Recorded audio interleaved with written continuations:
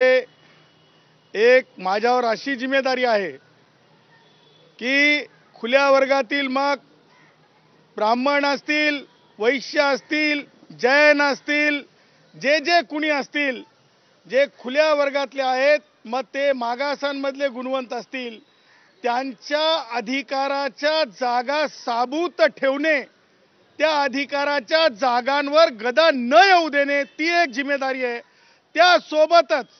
जे मागास, खरे मागास आहेत, म्हणजेच जे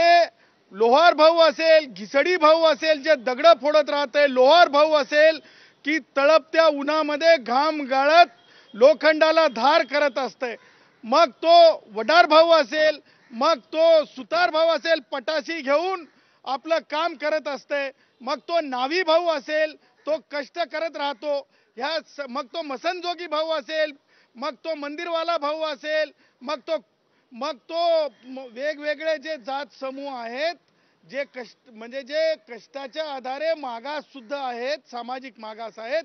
त्यांच्या जागा, त्यांची गुणवत्ता एका विशिष्ट स्तरावर आणण्यासाठीची भारतरत्न डॉक्टर बाबासाहेब आंबेडकरांच्या विचाराचा जे संविधान आहे, जे प्रभू श्री रामचंद्राच्या समानतेच्या आधारावर, नीतीच्या आधारावर सामान्य हिंदुस्थानाला न्याय देण्यासाठीच आहे, त्याच्यासाठीची आमची पैरवी आहे, त्याच्यासाठीच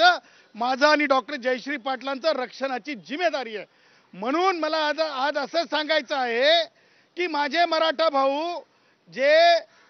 म्हणजे ईडब्ल्यूएसच्या आरक्षणाचे लाभदायक आहेत, ते लाभापासून कोणी त्यांना वंचित करण्याच्या दृष्टीनं उभारलेलं हे आंदोलन होतं असं मी समजतो।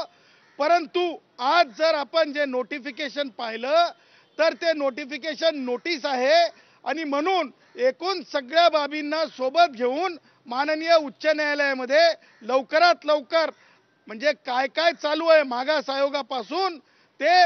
अधिकारांच्या रक्षणापर्यंत, या सगळ्या गोष्टींसाठी जे आहे लवकरच न्यायालयाचं दार ठोठावण्यात येईल। तुम्ही परत कोर्टात जाणार, पण कोणत्या मुद्द्यावर? तुम्ही आता जसं बोललाय की हा अध्यादेश नाही तर ही नोटीस आहे, तुम्हाला म्हणायचं काय की